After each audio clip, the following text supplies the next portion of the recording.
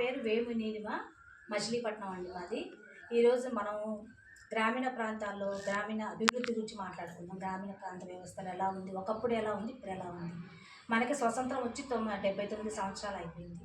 80 సంవత్సరంలోకి అడుగు పెడుతున్నాం. అప్పటి నుండి ఇప్పటికీ మహిళలు కానీ, యువత కానీ, పట్టణ ప్రాంతాల్లో, గ్రామీణ ప్రాంతాల్లో ఎలా ఎదిగారు, అప్పటికిప్పుడు తేడాలు ఏంటనేది, అంటే గవర్నమెంట్ ఏ స్కీమ్స్ ప్రొవైడ్ చేసింది, మనం దాన్ని ఎట్లా యూటిలైజ్ చేసుకుంటాం అనే దాని గురించి మాట్లాడుకున్నాము. ప్రస్తుతం గ్రామాలు మామూలుగా దేశానికి పట్టు అని అంటారు. గ్రామీణ ప్రాంతాల్లో అనేక సౌకర్యాలు ఒకప్పుడు ఉండేవి కాదు. ప్రస్తుతం మాత్రం గ్రామీణ ప్రాంతాల్లో కూడా యువతికి కానీ చాలా నైపుణ్యాలు నేర్చుకోవడానికి గవర్నమెంట్ స్కీమ్స్ పెట్టాయి. కాకపోతే వాటిని చాలా వరకు యూటిలైజ్ చేసుకొని ఈనాడు చాలామంది ఆడవాళ్ళు కానీ, మగపిల్లలు కానీ చక్కగా యూటిలైజ్ చేసుకొని ఐటీఐఎన్ ప్రోగ్రామ్స్ కానీ, ఆడపిల్లలేమో స్వయం ఉపాధి సంఘాలుగా ఏర్పడి పచ్చళ్ళు చేసుకోవడము, చిన్న చిన్నగా లైక్ పచ్చళ్ళు అమ్మటం, ఊరగాయలు అమ్మటము, అలా చేసుకొని మన డ్వాక్రా సంఘాల ద్వారా వెళ్తున్నారు. అలా అభివృద్ధి చెందారు. ఆ విధంగా ఆడవాళ్ళు ముందుకు వచ్చేటట్టుగా మనకు అప్పటికిప్పుడు చాలా డిఫరెన్స్ కనపడుతుంది. కొంతమంది ఏమో మాకు న్యాచురల్గా ఆర్గానిక్గా చేసి పంటలు పండించేసి కూరగాయలు కానీ, పప్పులు అలాంటివి కూడా తయారు చేసి మామూలుగా అమ్ముతున్నారు. అలాగే యువత చూసుకుంటే, బాయ్స్ సంగతి చూసుకుంటే ఏమవుతుందంటే 10తో కొంతమంది ఒకప్పుడు ఆపేస్తున్నారు. ఇప్పుడు అలా కాకుండా గవర్నమెంట్ ఇచ్చిన స్కీమ్స్ని యూజ్ చేసుకొని వాటిలో సబ్సిడీలు చేసుకొని కొన్ని కొన్ని పద్ధతులు నేర్చుకొని, కంప్యూటరైజేషన్లో కొన్ని సిస్టమ్స్, ఈ కామర్స్ అనే కొన్ని కోర్సులు నేర్చుకొని యువత కూడా ఉపాధి కల్పించుకోవడానికి కుదురుతుంది. కాకపోతే ఉన్న వాటిని యూటిలైజ్ చేసుకోవాలి. గవర్నమెంట్ ఇచ్చింది మనకి P1 KYC JSS అనే పథకాలు ఇచ్చింది. అది చదువులేని JSS అనేది యువత ఉంది కదండి, రాత్రి చదువుకోకుండా నిరక్షరాస్యత ఉన్న వాళ్ళని దాన్ని యూటిలైజ్ చేసుకొని రాత్రులు చదువులు చెప్పేసి వాళ్ళు ఒక వంతుగా చదువు నిరక్షరాస్యత ఉంటే అక్షరాస్యత మార్చడం ఒక స్కీమ్ అది. అలాగే కాకుండా ఆడవాళ్ళు దానికి ఇంకా డెవలప్ అవ్వడం అదొక స్కీము. P1 KYC అనేది గ్రామీణ ప్రాంతాల్లో వెనుకబడిన విద్యార్థులు కానీ, యువత కానీ ఉంటారు కదండి, వాళ్ళకి ఏదైనా సర్టిఫికేట్ కోర్సులు ఇచ్చేసి వాళ్ళకి దాంట్లో ప్రావీణ్యం వచ్చేటట్టుగా నేర్పించి సర్టిఫికేట్ కోర్స్ ఇచ్చి దాని మీద సబ్సిడీలు ఇచ్చేటట్టు గవర్నమెంట్ లోన్లు శాంక్షన్ చేసింది. వీటన్నిటిని మనం తెలిసి ఉపయోగించుకొని ఇప్పుడు చాలా వరకు వృద్ధిలోకి వస్తున్నారు. కాబట్టి స్కీమ్స్ ఏమైనా తెలుసుకొని దాన్ని మనం అనుకూలంగా చేసుకోవాల్సి ఉంటుంది. ఆడవాళ్ళు కూడా ఒకప్పుడులాగా లేరండి.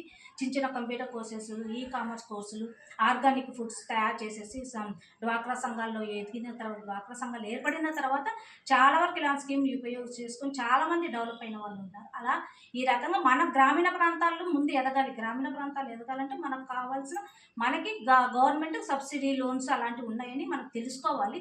ఇంటర్నెట్లో అలా సెర్చ్ చేసుకొని మనకి ఏ ఉపయోగపడతాయి, దానివల్ల ఉపయోగాలు ఏంటని తెలుసుకొని యువత కానీ, ఆడవాళ్ళు కానీ ఎవరైనా కానీ ముందడుగు వేయాలి. అది అలాగే గ్రామీణ ప్రాంతాల్లో విద్యా వైద్యానికి సంబంధించింది చాలా ఇంపార్టెంట్ అండి. ఇది విద్య అనేది ఒకప్పుడు చదువుకునే వాళ్ళు కాదు, కానీ ఇప్పుడు ప్రస్తుతానికి అన్నీ అవైలబుల్గా ఉన్నాయి.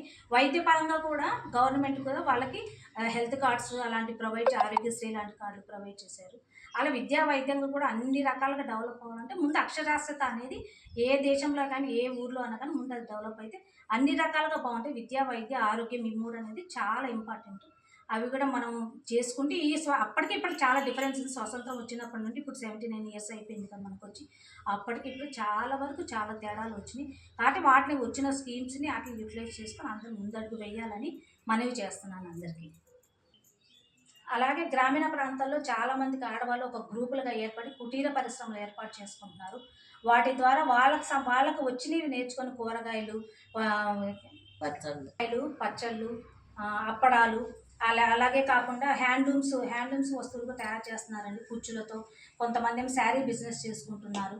అలా వాళ్ళకి తోచింది వాళ్ళకి చేసుకుంటూ వాళ్ళ ఆడవాళ్ళకు స్వయం ఉపాధి సంఘాలు ఏర్పడిన తర్వాత చాలా వరకు డెవలప్ అయ్యారండి. అలా చిన్న చిన్న కుటీర పరిశ్రమలు ఏర్పాటు చేసుకోవాలంటే గవర్నమెంట్ కూడా వాళ్ళకు కూడా రుణమాఫీ ఉన్న పథకాలు, స్కీమ్స్ అలాంటివి ఏమైనా తెలియజేస్తూ ఉంటే ఆడవాళ్ళు కూడా ఇంకా బాగా డెవలప్ అవుతుంది. ఇప్పటికీ అయ్యారు, ఇంకా అవుతారు. వాళ్ళ స్కీమ్స్ అవన్నీ రెగ్యులర్గా బ్యాంక్స్ ద్వారా వాళ్ళకి రుణం అందేటట్టుగా, సబ్సిడీ వచ్చేటట్టుగా చేయాల్సిందిగా కోరుకుంటున్నాను. ఈ రకంగా ఈ స్పీచ్ మీ అందరికీ చాలా వరకు ఉపయోగపడుతుందని నేను అనుకుంటున్నాను. నాకు ఈ అవకాశం కల్పించినందుకు అందరికీ ధన్యవాదాలు. స్వాతంత్ర దినోత్సవ శుభాకాంక్షలు. జై హింద్. Independence day. జై హింద్.